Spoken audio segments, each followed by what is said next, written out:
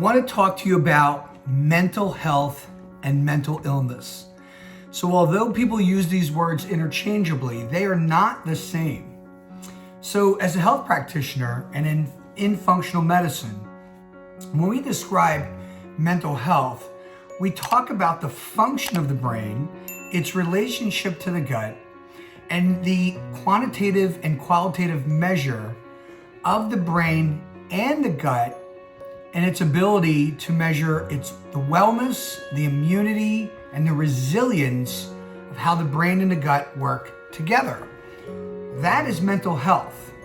When we talk about mental illness, we speak about the quantitative and qualitative measure of the brain and of the gut and its relationship, and it's the gut and brain's inability to achieve resilience, wellness, and immunity. So when we think about symptoms or symptomatology that defines mental illness, it's so critical that we look above and beyond the symptoms and dig deeper to try to identify the precursors that lead to those symptoms. And why would that be? Well, when we talk about mental health is actually a very positive, very empowering title, word, noun, adjective, definition, description. It has all kinds of neat possibilities when we think about mental health as wellness, resilience, and immunity. Why?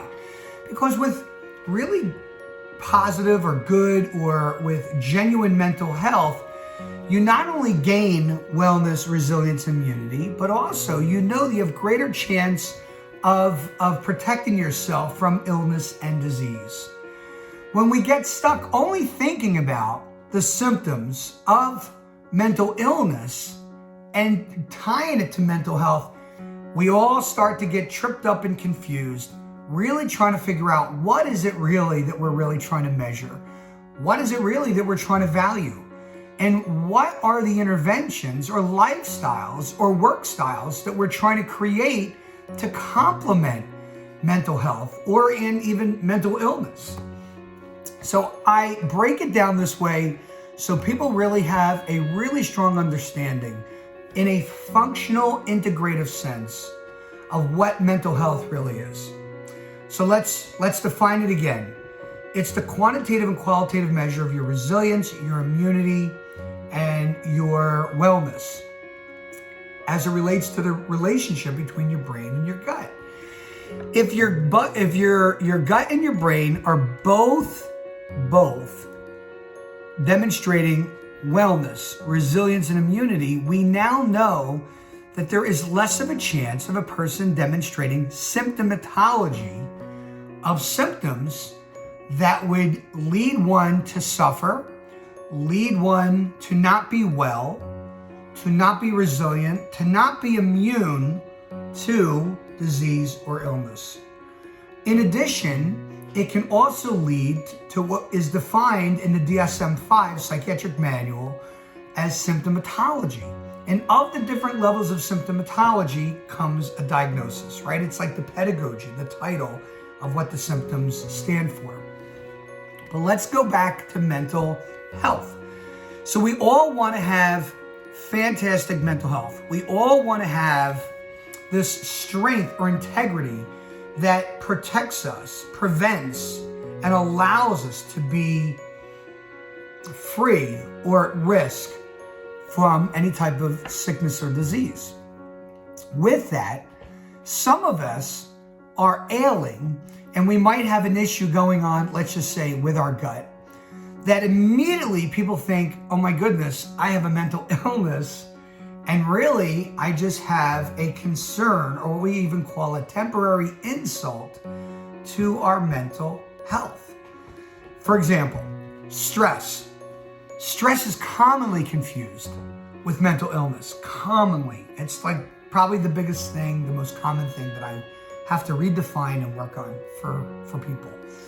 At the same time, stress brings on a massive insult, not only to your thinking and the way that you interpret emotions or express emotions, or how those emotions then manifest into behaviors. But let's go and pivot to another direction. It actually causes a great insult to your gut. So anybody who understands how the gut works, we know that there's a community of bacteria, your microbiome, that actually works as security for your gut. But when you're suffering just stress, you have a parent that you care for. I've been through this. Parent care, I've cared for my mother for quite some time. It brings on stress, not only worrying what's going to happen to the person that you love and care for, but also the emergencies, the hustle, the planning, the prepping. It's a lot of work. And what does that stress do? What not only manipulates the way your brain interprets information, things around you, we call them signals or details, but those signals and details now become interpreted into thoughts, and often they're negative thoughts. Dr. Daniel Amen, very close colleague of mine, nails it. He talks about the automatic negative thoughts. I say the automatic negative thought syndrome, ants, right? So we suffer these ants, and then it manifests in behaviors. We get elevated, we get upset, we get impatient, we walk away, we go through a fight or flight, we freeze or fidget, we refuse. There's just a number of behavioral or disciplinary expressions that we demonstrate when we're feeling stressed. But let's go deeper. When we're stressed, our gut lacks blood flow and oxygen, and it insults the gut. So our gut starts to suffer. So when people are maybe going on a date and they're nervous, they get butterflies, or you're going to go out on stage and present or perform, you get butterflies. And what do butterflies usually come from, or what are they the result of? Typically, it's a lack of blood flow and oxygen being delivered to the gut as a result of stress. Let's do number 2. Your cortisol goes up with stress. So people's mental health is challenged by stress because your cortisol goes up. What does that mean? Your body interprets, right? All your senses, 5 senses, we know the 5 senses, but we have other senses too. Your body is a huge sensory organ. So as your body is interpreting information, it's trying to make sense of the information to not feel at risk. Risk could be anything from being suspicious and paranoid. It could be as mild as just being anxious, or it could actually be detecting illness or disease. So when our body is detecting something's not right, a stress hormone is boosted, and it's called cortisol. Your fight or flight, that's how most people know it. It's much more detailed and sophisticated than that. When your cortisol is elevated, your body's alarm system is going off to develop strength. And what is the strength that it develops in order to build resilience, but not necessarily be well, but just resilience, tough, to try to create immunity and to try to create strength, where I use the word integrity, where it's just refusing to fail. Cortisol creates a glucose surge of sugar that gets pushed into your bloodstream, and that's where you get that strength.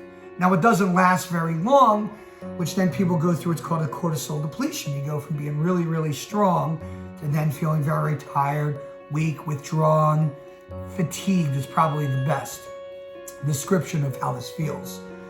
And then we get this overload of emotion, because where our emotions felt like we were going to protect ourselves, we now feel defeated.